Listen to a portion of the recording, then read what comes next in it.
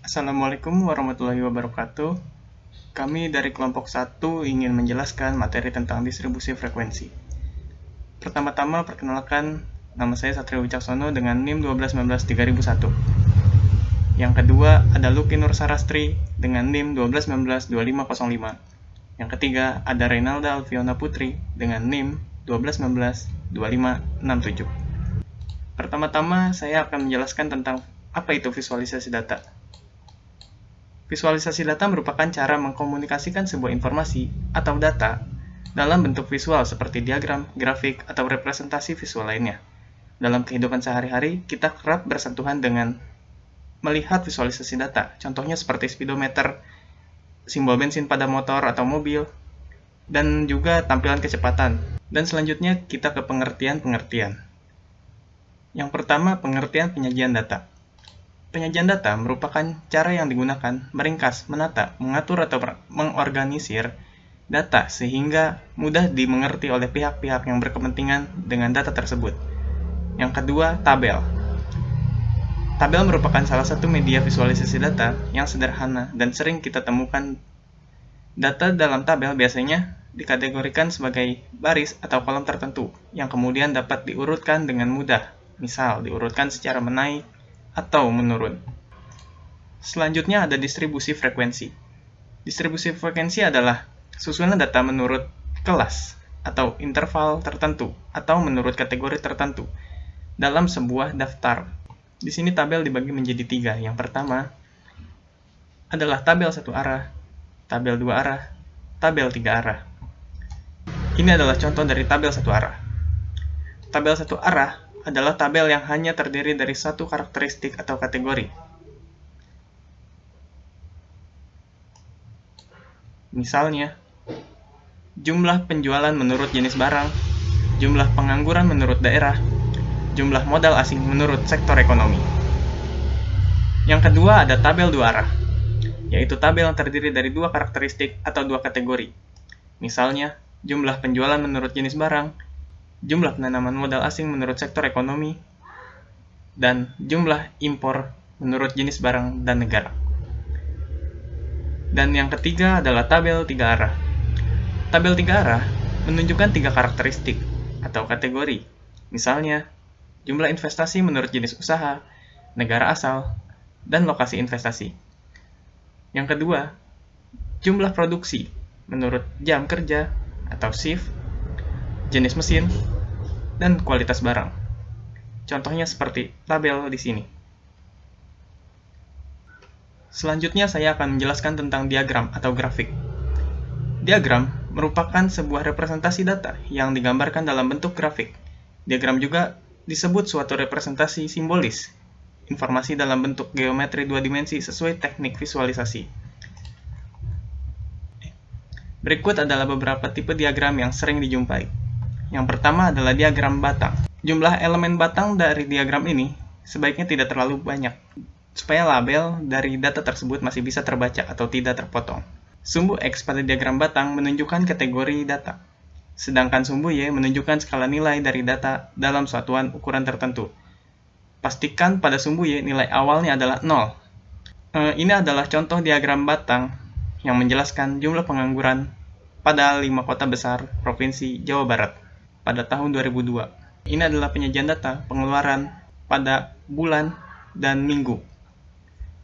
Dapat dilihat di sini data masih dalam berbentuk tabel. Tentunya akan sangat menyulitkan jika data tersebut atau data ini punya data yang banyak. Misalkan mencari nilai terendah penjualan atau pengeluaran pada bulan Mei minggu ketiga. Di sini masih bisa terlihat Rp900.000. Sedangkan kalau misalkan datanya banyak, ada Januari sampai Desember misalnya, dan nilai terkecil pada minggu kedua, itu akan sangat sulit untuk dicari. Makanya, dari data tersebut atau data ini, kita buatkan ke dalam diagram batang, seperti ini. Ini adalah contoh dari penyajian data yang tervisualisasi. Diagram tersebut Diagram ini menunjukkan bahwa pengeluaran terbesar ada di minggu keempat, bulan Januari, dan Mei, sedangkan terendah ada di minggu pertama, April. Analisa menjadi lebih mudah dengan adanya visualisasi. Analisa menjadi lebih mudah jika data sudah tervisualisasi.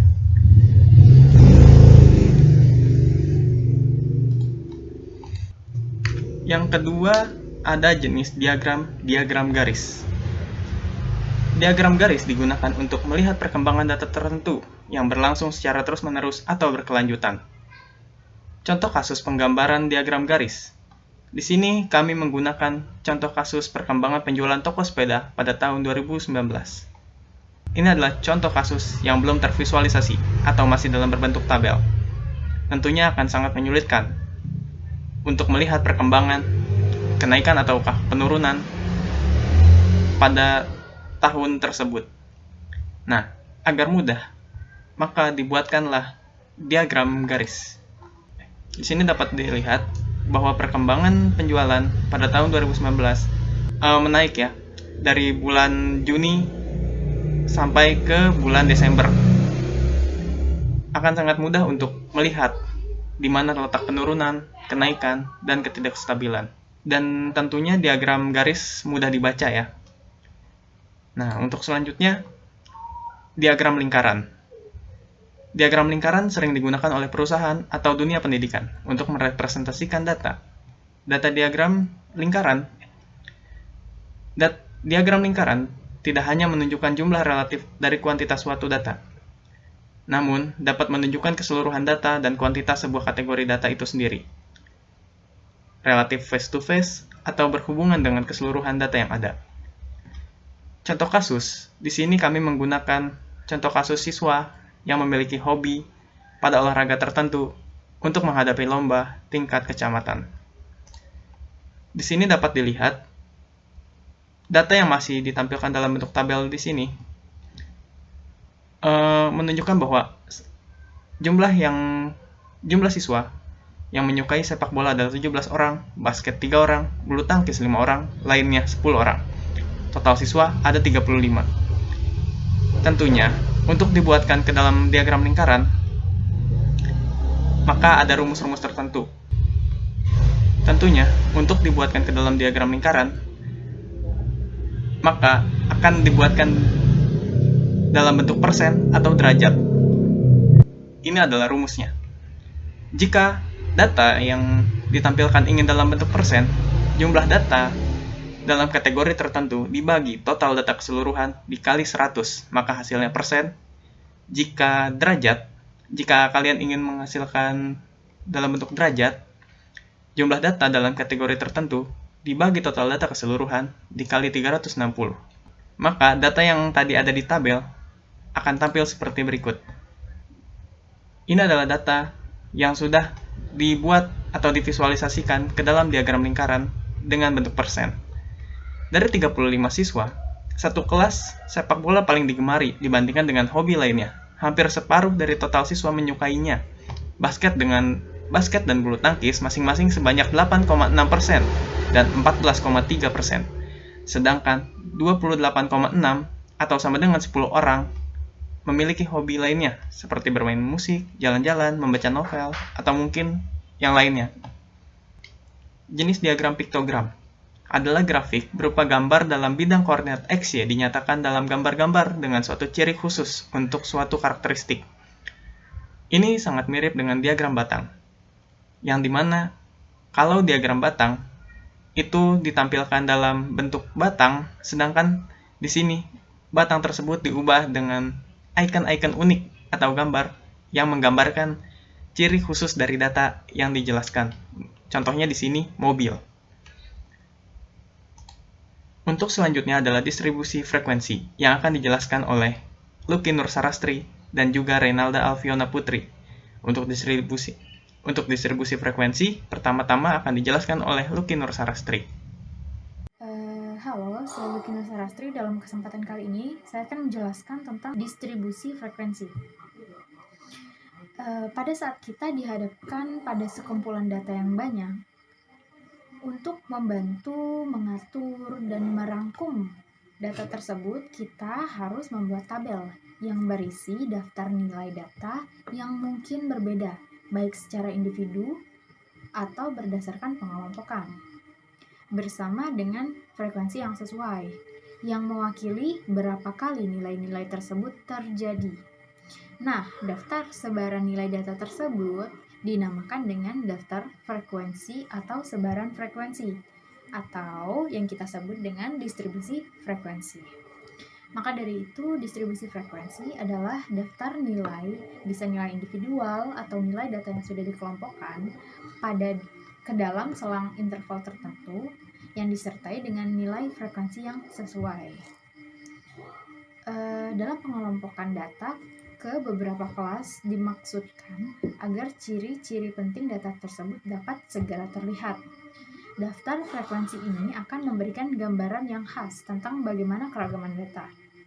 Sifat keragaman data sangat penting untuk diketahui, karena dalam pengujian-pengujian statistik selanjutnya, kita harus selalu memperhatikan sifat dan keragaman data. Tanpa mengetahui sifat keragaman data, menarikan suatu kesimpulan pada umumnya tidaklah sah. Kita lanjut ke contoh soal ya. Nah, untuk contoh soal, kalian mengambil daftar nilai ujian mahasiswa untuk mata kuliah statistik. Di data tersebut ada 80 mahasiswa. Bisa dilihat ya, datanya itu belum terurut. Jadi, di sini ada contoh distribusi frekuensi, tabel distribusi frekuensi. Untuk tabel 2A merupakan daftar frekuensi dari data tunggal. Untuk tabel 2B itu yang dikelompokkan. Kita masuk ke contoh kasus. Tabel 3 ini ada tabel distribusi frekuensi yang sudah jadi. Ada beberapa hal yang perlu kita ketahui dalam menyusun tabel distribusi frekuensi. Yang pertama adalah range. Apa sih range itu? Range adalah selisih antara nilai tertinggi dan terendah. Pada contoh di tabel di atas, nilai tertingginya adalah 99, nilai terendahnya adalah 31. Jadi 99 dikurangi 31 adalah 64. Yang kedua, batas bawah kelas. Batas bawah kelas adalah nilai terkecil yang berada pada setiap kelas. Bisa dilihat di tabel di atas, batas bawah kelas untuk kelas pertama adalah 31, batas bawah kelas yang kedua adalah 41, begitu juga seterusnya. Yang ketiga adalah batas atas kelas. Selanjutnya adalah panjang atau lebar kelas. Panjang lebar kelas adalah selisih antara nilai terbesar dan nilai terkecil batas kelas bagi kelas yang bersangkutan. Contohnya untuk kelas pertama di tabel di atas, lebar kelasnya yaitu 10. Kenapa kita bisa dapat 10? Karena karena panjang kelas adalah hasil dari batas kelas atas dikurangi batas kelas bawah. Batas kelas atas kelas pertama yaitu 41, untuk batas kelas bawah kelas pertama yaitu 31. Jadi 41 dikurangi 31 adalah 10. Selanjutnya adalah nilai tengah kelas. Nilai tengah kelas merupakan nilai tengah dari kelas yang bersangkutan yang diperoleh dengan rumus setengah dikali batas kelas ditambah batas kelas bawah. Nilai ini yang dijadikan wakil dari selang kelas tertentu untuk perhitungan analisis statistik selanjutnya. Untuk contoh tabel kami di atas, nilai tengah kelas pertama adalah 35,5. Dapat dari setengah dikali batas atas kelas 31 ditambah batas bawah kelas 40, jadi sama dengan 35,5. Selanjutnya adalah frekuensi kelas. Frekuensi kelas adalah banyaknya kejadian atau nilai yang muncul pada selang kelas tertentu. Contoh pada kelas pertama frekuensinya itu 2. Nilai frekuensi 2 karena pada selang antara 30,5 sampai 40,5 hanya ada 2 angka yang muncul, yaitu nilai ujian 31 dan 38. Sekarang kita masuk ke teknik pembuatan tabel distribusi frekuensi. Tadi kan udah dibahas apa-apa saja yang harus kita ketahui. Sekarang kita langsung ke prakteknya, yaitu teknik pembuatan tabel distribusi frekuensi. Distribusi frekuensi itu dibuat dengan beberapa alasan. Yang pertama yaitu kumpulan data yang besar dapat diringkas. Yang kedua, memperoleh beberapa gambaran mengenai karakteristik data. Yang terakhir yaitu merupakan dasar dalam pembuatan grafik penting. Apa saja sih langkah-langkah dalam menyusun tabel distribusi frekuensi? Coba dilihat ya sambil dibaca. Langkah yang pertama yaitu urutkan data. Ingat, harus diurut datanya. Kita urutin dari nilai yang paling kecil sampai nilai yang paling besar. Tujuannya agar memudahkan kita menentukan range data dan mempermudah perhitungan frekuensi tiap kelas. Jadi kita tahu ada berapa sih data yang keluar, karena kan sudah diurut, pasti data-datanya lebih gampang dibaca. Langkah yang kedua yaitu menentukan range. Karena data sudah diurut, menentukan range bukanlah hal yang susah. Tinggal nilai maksimum dikurangi nilai minimum. Yang ketiga, menentukan banyak kelas yang diinginkan. Gimana sih caranya untuk menentukan banyak kelas? Kita pakai aturan Sturges. Rumusnya itu 1 ditambah 3,3 log N, di mana N adalah banyak data. Untuk data yang kami ambil ada 80 data, maka 1 ditambah 33 log 80. Nomor 4, tentukan panjang atau lebar kelas. Caranya yaitu rentang dibagi banyak kelas. Tadi kan kita udah mengetahui rentangnya, cara mengetahui rentang, dan cara mengetahui banyak kelas. Jadi tinggal dibagi aja rentang dibagi banyak kelas. Langkah selanjutnya yaitu menentukan nilai ujung bawah kelas interval pertama. Ini ada contoh pengerjaan untuk data yang kami ambil di atas ya. Yang pertama, mengurutkan data. Nah, tadi kan datanya belum terurut. Sekarang kami urutkan data dari nilai terkecil sampai nilai terbesar. Yang kedua, menentukan range. Untuk data kami, nilai terbesarnya adalah 99, nilai terkecilnya yaitu 35. Jadi kita tinggal kurangin aja. Karena data sudah terurut, 99 dikurangi 35 sama dengan 64. Selanjutnya, menentukan banyak kelas. Kita tinggal memasukkan banyaknya data ke dalam aturan Sturges. 1 ditambah 3,3 dikali log 80 sama dengan 7,28, atau kita bulatkan menjadi 7. Yang keempat, menentukan panjang kelas. Untuk data yang kami ambil, range-nya tadi adalah 64 dan banyak kelasnya adalah 7. Maka 64 dibagi 7 sama dengan 9,14. Kita bulatkan lagi menjadi 10. Kenapa kita bulatkan? Untuk memudahkan dalam penyusunan TDF. Teknik pembuatan distribusi frekuensi. Yang kelima, menentukan nilai batas bawah. Nilai batas bawahnya yaitu pertama, nilai ujian terkecilnya berapa? 35. Angka yang terdekat dari 35 itu berapa? Berarti kita ambil nilai batas bawahnya 31. Menentukan nilai batas bawah itu nggak usah terlalu jauh ya. Jadi kayak jangan 20. Jangan, karena kan 35 ke 20 itu kan jauh banget. Berarti kita menentukannya ke angka terdekat yaitu 31. Dari prosedur-prosedur yang telah kita lakukan, langkah-langkah yang telah kita lakukan, didapatkan hasil banyak kelas. Tadi banyak kelas adalah 7, panjang kelas adalah 10, batas bawah kelas adalah 31. Maka langsung dibuatkan dan dimasukkan ke dalam tabel distribusi frekuensi sebagai berikut. Di situ sesuai ya, kita kelasnya ada 7, rentang kelasnya 10, nilai batas bawah untuk kelas pertama adalah 31, jumlah datanya ada 80.